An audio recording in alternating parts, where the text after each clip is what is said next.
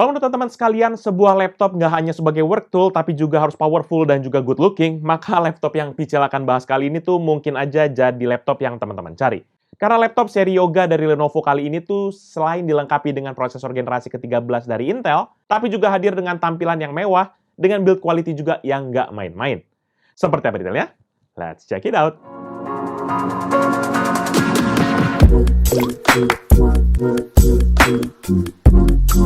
Halo guys, balik lagi bersama Pichel, dan seperti yang sudah Pichel mention di awal bahwa kali ini kita akan nge-review sebuah laptop Lenovo di seri Yoga, yaitu Yoga 9i dengan kode 14IRP8. Nah, laptop ini tuh punya spesifikasi sebagai berikut. Prosesor Intel generasi ke-13 yaitu Intel Core i7 1360p, RAM 16GB LPDDR5 dual channel 5,2 GHz, storage SSD NVMe kapasitas 1TB PCIe 4.0, integrated GPU Intel Iris Xe Graphics G7 96EUS dengan 1GB sharing memory, dan layar OLED panel touchscreen 14 inci glossy finish dengan resolusi 3840x2400 atau 4K dengan refresh rate sebesar 60 Hz.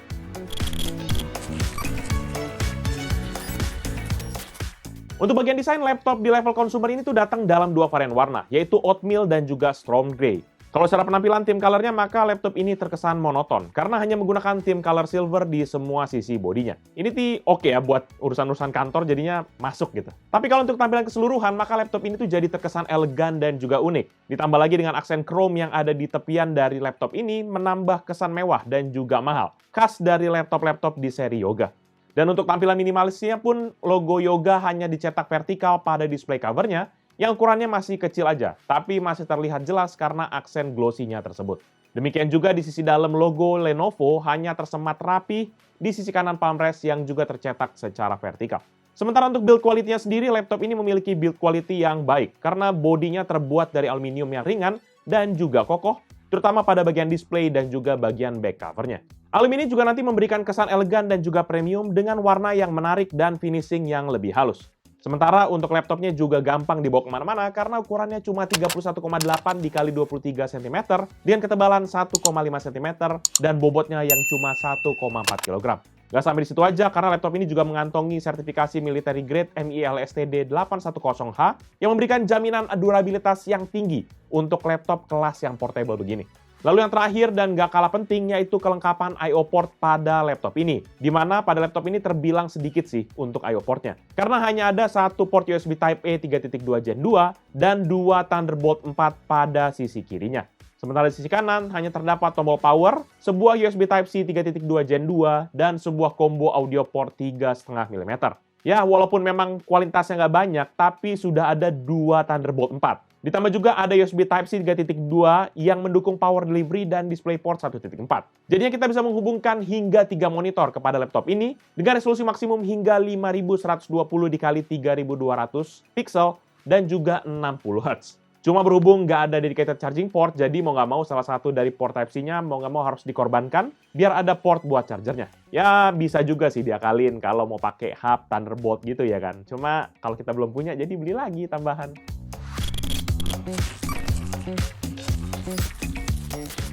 Nah, di bagian layar, laptop ini sendiri sudah dilengkapi dengan layar OLED panel touchscreen dengan glossy finish berukuran 14 inci yang memiliki aspek rasio 16:10 dengan resolusi 3840 x 2400 atau resolusi 4K dengan refresh rate sebesar 60 Hz dan response time sebesar 2,8 milisecond.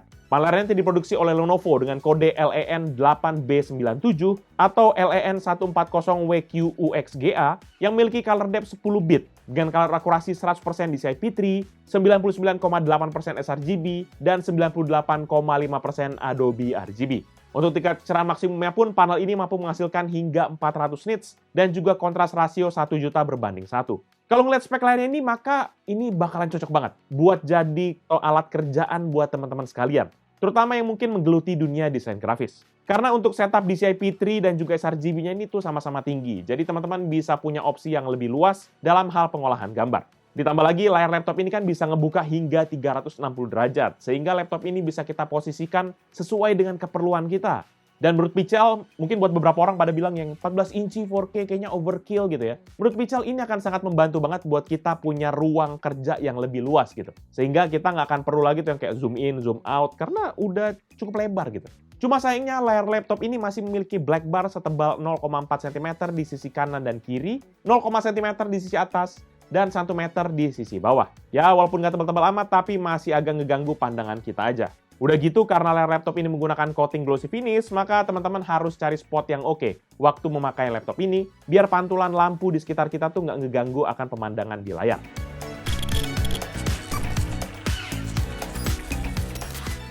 Next, di bagian input, maka laptop ini setidaknya memiliki 3 input standar dan juga 2 security input. Ini lengkap lah ya. Dimana yang pertama kita bahas keyboardnya dulu deh. Yaitu keyboard ini tuh menggunakan konsep edge-to-edge membran keyboard bertipe chiclet yang memiliki bentuk khas keyboard laptop Lenovo. Yang artinya keyboard laptop ini ditempatkan mentok sampai ke sisi bodi laptopnya. Sehingga ukuran keycapnya pun sama dengan full QWERTY keyboard standar.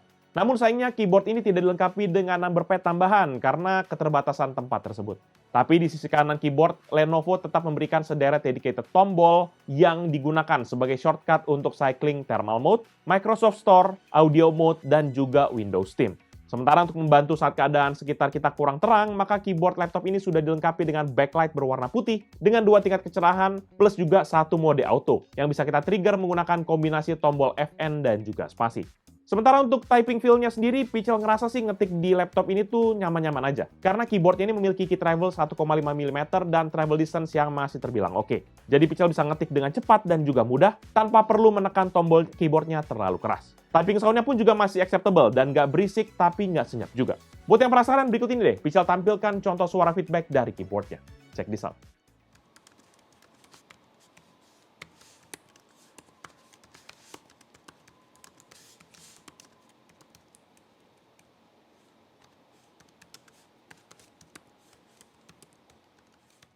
Input device kedua yaitu touchpad berukuran 13,5 x 8 cm, di mana touchpadnya ini diposisikan tepat di tengah-tengah area palm rest dari laptop ini. Yang lebih unik, permukaan touchpadnya ini dibuat dari kaca yang membuat permukaannya tuh terasa halus dan juga licin, sehingga terasa lebih responsif dan juga presisi saat kita gunakan. Dan seperti kebanyakan touchpad laptop zaman now, maka touchpad ini tidak memiliki tombol fisik, tetapi juga sudah mendukung akan gesture multitouch yang memungkinkan teman-teman untuk melakukan berbagai fungsi dengan sentuhan jari, seperti contohnya pitch to zoom, swipe, dan juga rotate. Clicking sound-nya pun juga masih acceptable buat teman-teman yang mungkin suka akan keheningan. Tapi sayangnya tidak ada shortcut untuk menonaktifkan touchpad-nya. Jadi mau nggak mau kita harus masuk ke manual setting di Windows Control Panel. Ya udah deh, ini Pichel tampilin contoh suara feedback dari touchpad-nya biar teman-teman nggak penasaran. Check this out.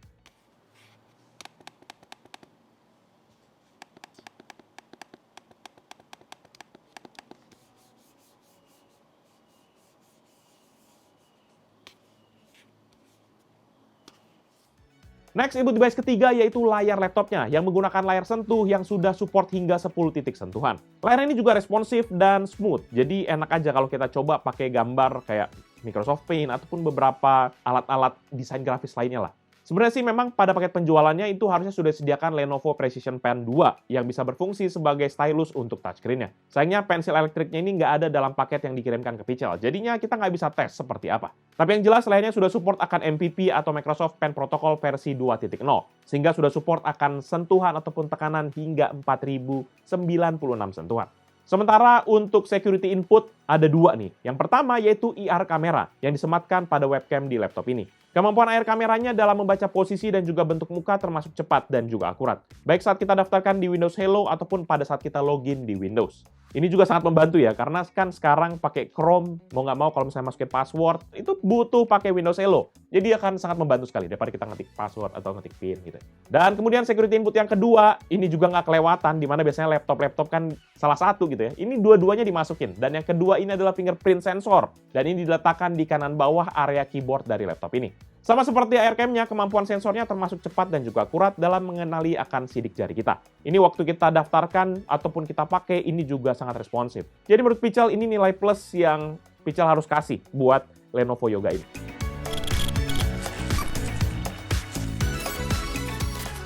Nah, di bagian performa, maka laptop ini dilengkapi dengan prosesor dari Intel Core i7-1360P dengan litografi Intel 7 yang menggunakan 2 jenis inti, yaitu performance core dengan 4 core 8 thread dan juga efficient core dengan 8 core 8 thread, sehingga totalnya menjadi 16 thread. Prosesor ini juga memiliki base clock 2,6 GHz dengan P-core maksimum turbo hingga 5,0 GHz, sementara untuk efficient core-nya maksimum turbonya di 3,7 GHz, serta base power sebesar 28 Watt dan max TDP hingga 64 Watt. Selain itu juga laptop ini sudah mendapatkan sertifikasi Intel Evo yang artinya laptop ini memiliki kinerja, efisiensi, dan konektivitas yang jauh lebih baik dan terstandarisasi, serta fitur-fitur yang membuat laptop ini jadi lebih nyaman dan praktis untuk digunakan. Ya contohnya kayak tadi, Thunderbolt 4 dan security input yang tadi tuh Pichel sudah sampaikan sebelumnya, itu menjadi salah satu prasyarat untuk mendapatkan sertifikasi Intel Evo. Kemudian pada bagian memori, maka laptop ini juga memiliki RAM sebesar 16 GB LPDDR5 dual channel 5,2 GHz yang juga sudah dilengkapi dengan operating system Windows 11 Home dengan build number 22621.3007 atau build number Windows paling akhir pada saat video ini Pichel buat. Dan sebagai booster performance, laptop ini pun sudah dilengkapi nih dengan 3 thermal mode, yaitu Quiet, Balance, dan juga Performance. Yang bisa nanti kita cycling menggunakan tombol dedicated yang sudah Pichel bahas di bagian input device, atau menggunakan kombinasi FN dan juga Q. Jadi nanti selama pengetesan, Pichel tetap gunakan mode performance dengan tetap menghubungkan laptopnya ke arus listrik. Oleh karena itu, kita akan coba tes, dan kita mulai testing pertama dengan Cinebench R23. Dan dalam suatu kali pengujian, menghasilkan skor 9.224 poin untuk CPU multicore, dan 1.901 poin untuk CPU single core. Sehingga ampere rasionya adalah 4,85 kali. Next di Cinebench R20 dalam 3 kali pengujian, laptop ini memberikan skor rata-rata 4.048 poin. Ini dia perbandingan dengan laptop dan PC yang Pichel pernah review.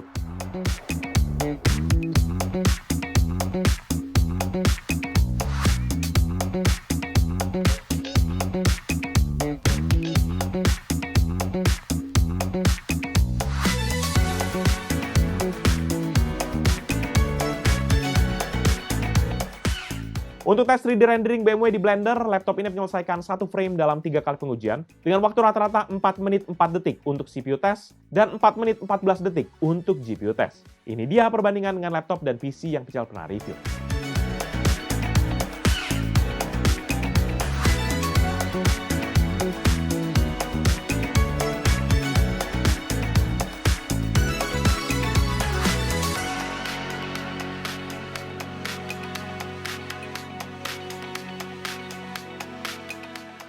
Kemudian di tes rendering Pichel Premiere Benchmark di Adobe Premiere, maka laptop ini berhasil men-project 15 klip 4K dengan format H264 dan juga preset quality 4K dalam waktu 3 menit 34 detik. Ini dia perbandingan dengan laptop dan PC yang Pichel pernah review.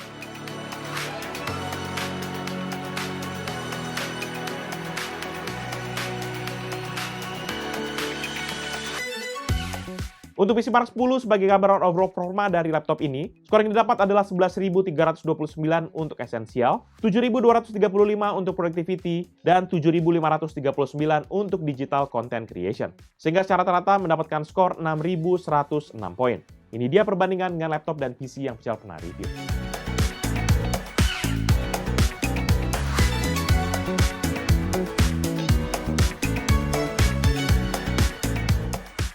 Di sektor grafis, laptop ini nanti hanya memiliki sebuah integrated GPU, yaitu Intel Iris Xe Graphics dengan kode G796EUS yang memiliki 96 computation unit dan terdiri dari 768 unified pipeline dan bekerja di frekuensi 1,35 GHz. GPU ini sendiri masih menggunakan arsitektur generasi ke-11 dari Ice Lake dan memiliki sharing memory default sebesar 1 GB. Dan dalam pengetesan GPU menggunakan 3D Mark TimeSpy, untuk integrasi GPU-nya mendapatkan skor 1.564 poin dan CPU skor sebesar 7.155 poin. Sehingga rata-rata skornya adalah 1.771 poin. Dan ini dia ada perbandingan dengan laptop dan PC yang Pichel pernah review.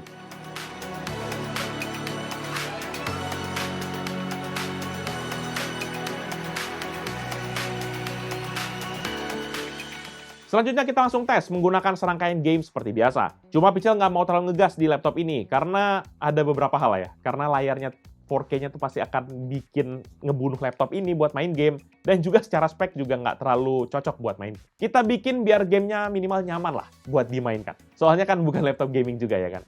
Dan karena itu, Pichel turunin resolusinya ke WUXGA atau resolusi 1920x1200 dengan setting game yang memang bervariasi. Minimal biar beban GPU-nya nggak sampai overload dan yang penting kita bisa target tembus ke 60 FPS saja. Dan untuk game pertama, GTA 5 dengan resolusi 1920x1200 atau WUXGA dan juga setting normal, average frame rate di 61,1, maksimum 75,6 dan minimum 47 FPS. Next, di Counter-Strike 2 dengan resolusi WUXGA dan juga setting low, average frame rate di 66,3 dengan maksimum 87,7 dan minimum 44,5 FPS. Untuk Dota 2, resolusi WUXGA dan juga setting fastest, average frame rate di 103,3 dengan maksimum 130,6 dan minimum 69,3 FPS. Next, untuk FIFA 22, resolusi WUXGA dan juga setting low, average frame rate di 84,9 dengan maksimum 92,3 dan minimum 66,4 FPS. Dan untuk The Sims 4 dengan resolusi WUXGA dan juga setting high, average frame rate di 60,5 dengan maksimum 84,6 dan minimum 3,4 FPS. Untuk Cyberpunk 2077, resolusi WUXGA dan juga setting low, average frame rate di 19,0 dengan maksimum 23,7 dan minimum 8,9 FPS. Sementara Need for Speed Unbound, resolusi WUXGA dan juga setting low, average frame rate di 17,7 dengan maksimum 24,5 dan minimum 2,9 FPS. Untuk game Valorant, resolusi WUXGA dan juga setting high, average frame rate di 83,9 dengan maksimum 107,6 dan minimum 59,3 FPS. Terakhir, Genshin Impact, resolusi WUXGA dan juga setting lowest, average frame rate di 101,8 dengan maksimum 118,1 dan minimum 85,7 FPS. Kemudian di bagian storage, maka laptop ini sendiri menggunakan SSD NVMe 1TB dari Samsung yang menggunakan interface PCIe 4.0. Dan untuk kecepatan storage-nya via Crystal Disk Mark, maka untuk sequential 1 MB dengan 8 tas 1 thread sebesar 6,0 GB per second untuk membaca data dan 4,8 GB per second untuk menulis data. Sementara urusan data kecil random 4 KB dengan 1 tas 1 thread ada di 66,5 MB per second untuk membaca data dan 101,4 MB per second untuk menulis data. Secara performa sih memang power laptop ini tuh sebenarnya oke. Mengingat ini adalah laptop level consumer. Tapi terbukti kalau prosesor Intel generasi ke-13 pada laptop ini berhasil menghandle komputasi yang berat dan juga tergolong kompleks. Lalu untuk mengimbangi akan performanya, maka laptop ini pun juga sudah dilengkapi dengan sepasang kipas yang terhubung dengan 2 buah heat pipe yang masing-masing nanti masuk ke chip CPU dan juga GPU-nya. Kipas ini nanti bertugas menarik udara panas yang dihasilkan dari chip ini dan menghembuskannya melalui ventilasi yang ada di area eks layar. Dan untuk menguji kemampuan coolingnya, maka laptop ini kita tes dalam ruangan ber-AC dengan suhu ruangan sekitar 22 derajat Celcius. Dan juga laptopnya Pichel set ke balance mode, yang kemudian akan Pichel set ke performance mode pada saat stress test berjalan. Dan tentu saja dalam pengetesan ini, Pichel harus tetap colokkan kepada arus listrik.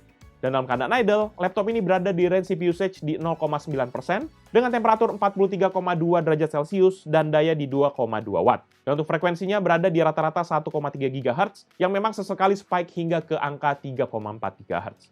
Kemudian pada saat kita stress test dengan Adreno 4, maka powernya melonjak naik nih hingga ke 63,3 watt dan frekuensi CPU-nya ke 3,5 GHz dan temperatur yang hingga menyentuh 99 derajat Celcius. Ini udah mentok ke batas atasnya nih. Dan hanya berselang 11 detik, maka sudah pasti dan sudah jelas, CPU-nya langsung ngalamin throttling dan frekuensinya drop ke 2,2 GHz, dan juga powernya drop ke 29,1 watt, dan suhunya mulai melandai turun hingga ke level 70 derajat Celcius. Lalu setelah 10 menit stress test berjalan, Pichel masukin tuh ke mode thermal mode-nya ke performance. Dan lagi-lagi terjadi lonjakan frekuensi hingga ke level 2,7 GHz, dan power ke 35,3 watt, dan suhunya naik ke 82 derajat Celcius. Dan setelah 2 menitan, semua parameter tadi tuh melandai dan turun ke level 2,3 GHz untuk frekuensi, 27,4 watt untuk power, dan 76 derajat Celcius untuk suhunya.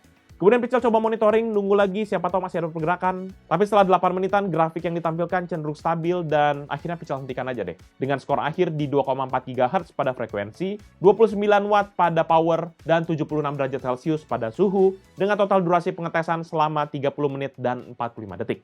Ini menurut Pichel cukup wajar, karena ini bodinya tergolong tipis. Sehingga dia nggak bisa maintain workload yang sangat tinggi dalam waktu yang konsisten. Toh baru 11 detik aja udah langsung throttling gitu kan. Jadi memang kelihatan nih powernya ketahan sama suhunya aja nih. Dan kemudian kita coba tes juga untuk suhu bodi laptopnya dalam kondisi baterai tes Modern Office. Maka setelah 1 jam pengetesan, suhu panasnya ini tuh lebih terpusat di area engsel layarnya yang nyebar ke area keyboard sisi bagian atas. Di titik ini panasnya rata-rata berada di 27,2 derajat dengan maksimum 34,5 dan minimum 25,0 derajat Celcius. Dan pada bawah laptop, panasnya nanti terfokus pada area grill ventilasi yang juga berada di lokasi chip CPU dan GPU-nya. Di mana pada ini panasnya rata-rata 31,2 derajat dengan maksimum 33,5 dan minimum 28,8 derajat Celcius. Selanjutnya, skenario kedua pada saat stress test, walaupun pada sisi atas nih titik panasnya masih di lokasi yang sama, tapi dominan ada di bagian sebelah atas dari keyboardnya. Di mana pada ini tuh panasnya berada di rata-rata 43,6 derajat, dengan maksimum di 49,7 dan minimum di 37,5 derajat Celcius. Sementara sisi bawah laptop, panasnya masih terfokus di area chipnya, di mana pada titik ini memiliki panas rata-rata 45,8 derajat, dengan maksimum 47,6 dan minimum 41,6 derajat Celcius. Ini kalau menurut Pichel nih, nilai suhu tertinggi pada permukaan laptop tadi adalah imbas dari throttling yang terjadi pada saat stress test kita jalankan. Karena secara sistem, CPU-nya memang lebih memilih untuk mengamankan kondisi fisiknya, dan juga menurunkan kinerja supaya suhunya turun dibandingkan untuk tetap ngejar kinerjanya. Yang berimbas suhu internal laptopnya jadi udah kayak mirip-mirip agak-agak sedikit neraka gitu ya panasnya kayaknya ya. Karena emang lumayan panas loh ini, seriusan deh. Tapi mungkin juga ini kontribusi dari material logam pada casing laptopnya, yang biasa menyalurkan suhu panas dari internal dan juga melepaskannya ke udara-udara permukaan di luar. Jadi more or less kayak ini ya, telur dan juga ayam. Mana yang duluan? Panas duluan apa kinerja duluan?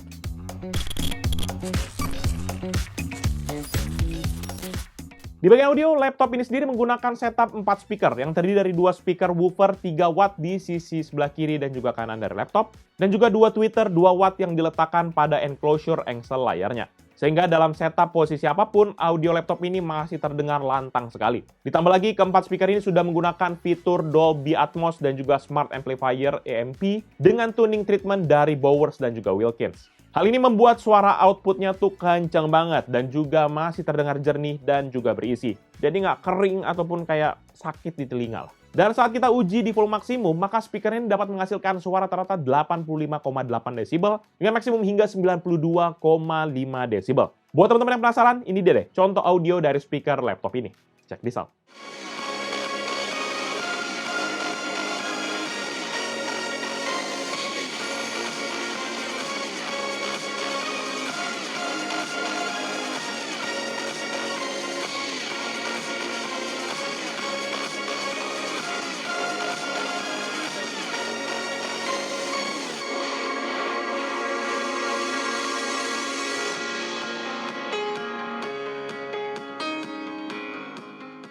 Sementara pada bagian webcam, laptop ini sendiri memiliki sebuah webcam dengan resolusi 2,1 megapiksel yang dapat merekam video Full HD 1080p 30 fps atau foto sebesar 1920 x 80 piksel. Kualitas gambarnya memang nggak sebanding sih sama resolusi kameranya, karena noise-nya masih banyak banget. Bahkan waktu Pichel test di tempat yang terang sekalipun ini masih tetap kelihatan.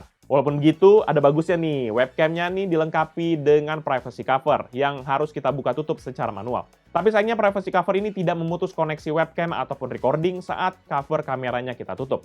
Jadi mau nggak mau suaranya masih tetap masuk dan nanti bisa bocor juga gitu. Harusnya kalau bisa auto mute gitu kan. Itu bagus tuh. Ya udah deh, daripada teman-teman penasaran lagi, ini dia contoh hasil video dari webcamnya. Check this out. Oke teman-teman, merupakan hasil tes dari webcam laptop Lenovo 9i. Nah ini ada di settingan tertingginya guys. Teman-teman bisa nilai sendiri gimana hasilnya. Dan kalau kita lihat memang kalau ada cahaya terlalu over, putih banget ya guys ya. Dan tapi kalau ini berada di kondisi gelap mungkin ada kelihatan noise-nya juga. Di sisi gelapnya masih ada kelihatan noise-nya gitu guys. Jadi kira-kira seperti itulah hasil dari webcamnya dan juga audionya yang masuk. Apakah bisa terdengar cukup jelas, teman-teman bisa nilai sendiri. Oke, kira-kira itu seperti aja sih hasil tesnya. Thank you. Selanjutnya di bagian konektivitas, maka laptop ini sendiri memiliki Wi-Fi chip dari Intel dengan kode Intel Wi-Fi 6E AX211 yang support Wi-Fi 6E 80211AX dan juga Bluetooth versi 5.3. Wi-Fi chipnya ini sudah support akan triple frekuensi, yaitu 2,5, 5, dan juga 6 GHz. Walaupun begitu, teman-teman ya, Pichel nggak tahu kenapa ini antara spec sheet yang dikeluarkan sama Lenovo, sama juga spec sheet yang dikeluarkan sama Intel itu beda, guys. Bahkan kalau misalnya di webnya itu bahkan supportnya cuma Bluetooth versi 5.1 atau 5.2 gitu ya. Sedangkan kalau kita cross-check ke Intel, itu tuh AX211 tuh sudah support Bluetooth versi 5.3. Ya, walaupun ada terms and conditions dari Lenovo, cuma Pichel kayak, mana yang pegang nih? Intel apa Lenovo? Tapi Pichel berpegang pada Intel aja. Dan waktu kita tes juga 5.3, guys. Jadi, confirm. Dan juga sayangnya, walaupun ini laptop bisa dipakai buat kerja, tapi tidak dilengkapi nih dengan port LAN secara integrated. Jadi, koneksi internet hanya bisa melalui jalur Wi-Fi aja, atau kalau kita mau tetap pakai Ethernet, ya kita pakai hub aja via USB portnya, atau Thunderbolt.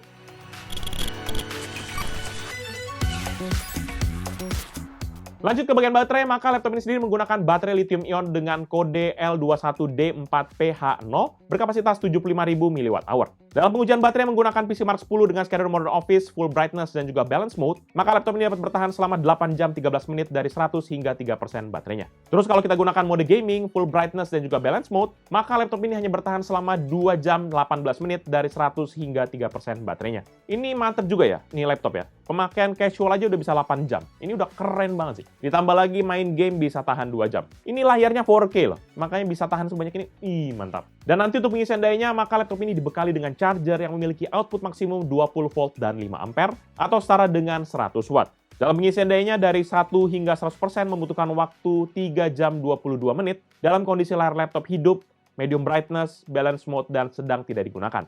Ini cukup lama ya, saya nggak tahu kenapa, tapi lama sekali. Ya, biasanya orang 2 jam, 1 jam, ini 3 jam, buset, ngapain aja nih?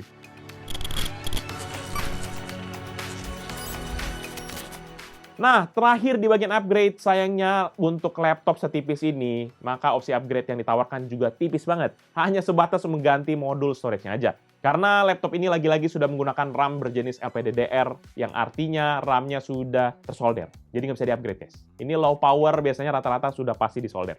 Dan sisi storage pun ini hanya ada satu slot M2, yang saat ini sudah terisi dengan SSD NVMe dengan kapasitas 1 TB.